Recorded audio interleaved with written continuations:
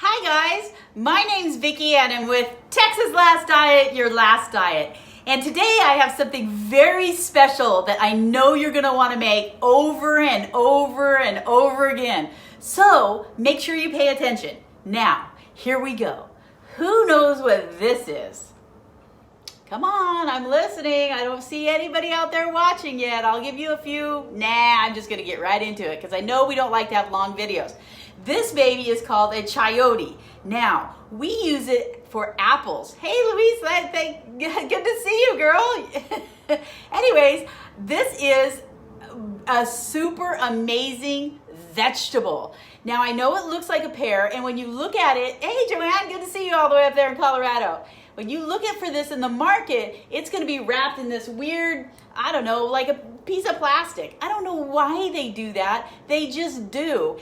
But you want to find these because these are amazing fiber. I use these all the time. Most of the time I just steam them like a potato and then I cut them open and put butter and salt and pepper on them. But today I'm going to make them taste like apples. Yes, so you're actually going to be eating chayote that tastes like apples, nice and sweet. You remember the inside of that apple pie filling? That's what it's like. It's fantastic. So when you get one of these, you want to make sure you wash it, but don't peel it. Make sure there's not like a little plug in there or anything, because get rid of that. That would be not very good to eat. So you're going to want to cut it in half. And what's really cool about it, it has a seed, but it's not a very big seed. So basically, if it's a big one, I eat it because I know it's really good for me. And if it's not, meh, I just kind of put it into whatever I'm making. Now, what you can do with these babies too is you can throw them into the pan with some mushrooms, and you can fry them. They're really good like that too, and make like sauteed potatoes. Hey, Rebecca, can you grab me a bag of cinnamon twist things? Cinnamon twist things. Don't those sound delicious already?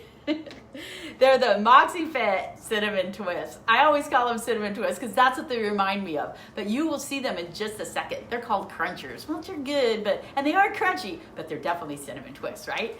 All right, so here we go. That's what it looks like, all chopped up. Thanks, girl. This is what I was talking about, and I'm going to show you how I'm going to use these in here.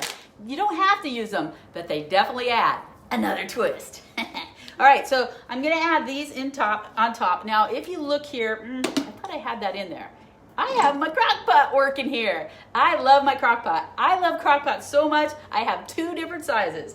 One for when I have a lot of people over, and one when it's only a few of us, like me and my girls. So here we go. I have 4 chayotes in there. And if you go to the market and you're looking for it, it's spelled C-H-A-Y-O-T-O, something like that. Oh my gosh. Chayote. You guys know how to spell it. Come on, somebody out there, spell it for me real quick. It comes up automatic on my phone. I don't have to think about it, right? I'm on camera, live. I can't think straight. I just ramble, if you haven't noticed. So I've got 4 chayotes, begins with a C-H. Make sure you look for them. Chopped up, and they're just in these like little pieces right here, okay? So if you look at them, they're kind of look like green apples, don't they? And they're pretty good too. They're nice and crunchy. And you could technically, put some cinnamon on them and eat them just like that. But they are crunchy. So now, what am I going to do to fix them up and taste like apples? Because these will probably just be a little bit mushy when they get done cooking. I am going to add some things that I've got today at Sprouts. Now, Sprouts is located on Kirkendall and 2920. And it was really, really, really, really clean, nice. It was beautiful. I went super early. I went 7 o'clock in the morning. I was like the first one in the store besides the workers. It was pretty cool. And I looked for this stuff here. This is called Walden Farms caramel syrup, apple butter, and then I have the caramel dip too. That's what I'm going to use today, okay? So what you want to do is go and get those and measure them out. For every chayote, you're going to want 1 tablespoon. How easy is that, right? So since I have 4 chayotes in here, I have 4 tablespoons of apple butter. So I'm going to add that right here on the top. I mean, can you see that? Does that look like caramel or what? Actually, that's an apple. That looks like caramel too, right? And I will tell you, that smells delicious. And it's Walden Farms. So Walden Farms means no sugars, no carbs. You can eat it. That's what it means. This, I believe, is my caramel dip now. So, oh, that smells delicious. And that's gonna make my apples be, just like so caramely, appley. Is that a word, caramely, appley? Well, there you go. You got a new word now.